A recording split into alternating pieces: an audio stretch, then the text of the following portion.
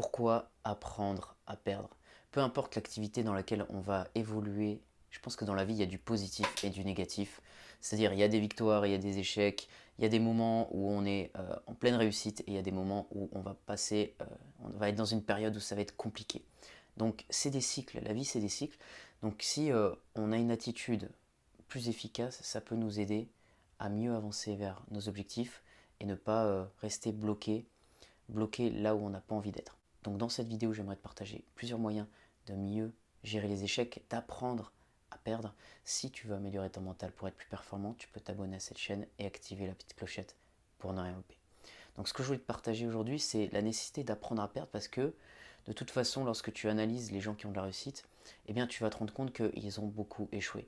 Il y a plein d'exemples, je peux t'en donner un, par exemple Thomas Edison qui a inventé l'ampoule, c'est au bout du millième essai qu'il a réussi à inventer l'ampoule, donc il y a eu énormément d'échecs et je peux te donner plein d'exemples comme ça de gens qui ont galéré.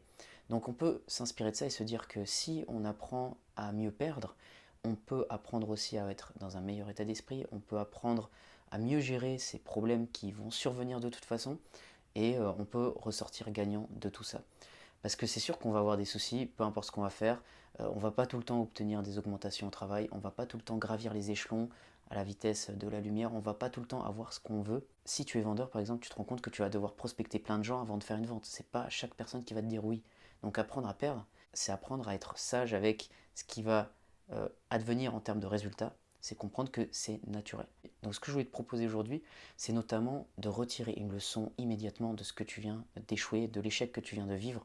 C'est beaucoup plus efficace que d'être mal dans l'instant ou de rester trop longtemps dans des émotions négatives, des émotions qui ne vont pas te servir.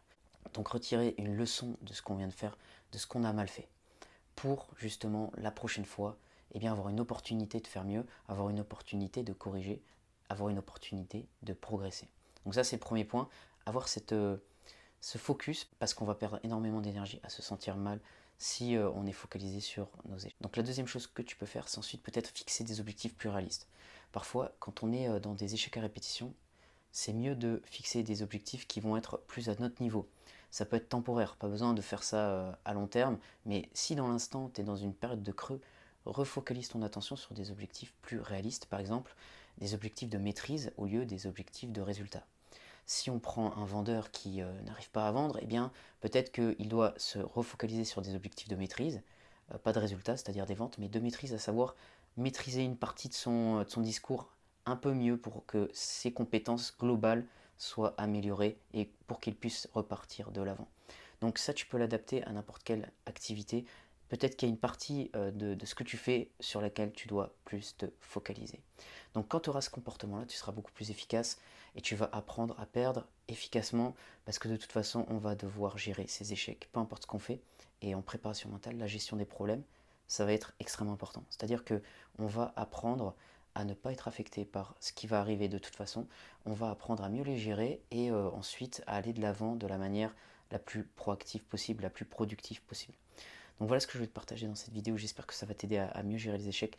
Si ça t'a plu, tu peux mettre un j'aime, tu peux t'abonner à cette chaîne si tu veux d'autres contenus sur la préparation mentale. Et si tu veux aller plus loin, faire une préparation mentale personnalisée où je vais te montrer comment atteindre les meilleurs états mentaux pour être performant au quotidien, tu peux me contacter, il y a mon email dans la description. Je te dis à bientôt pour une prochaine vidéo.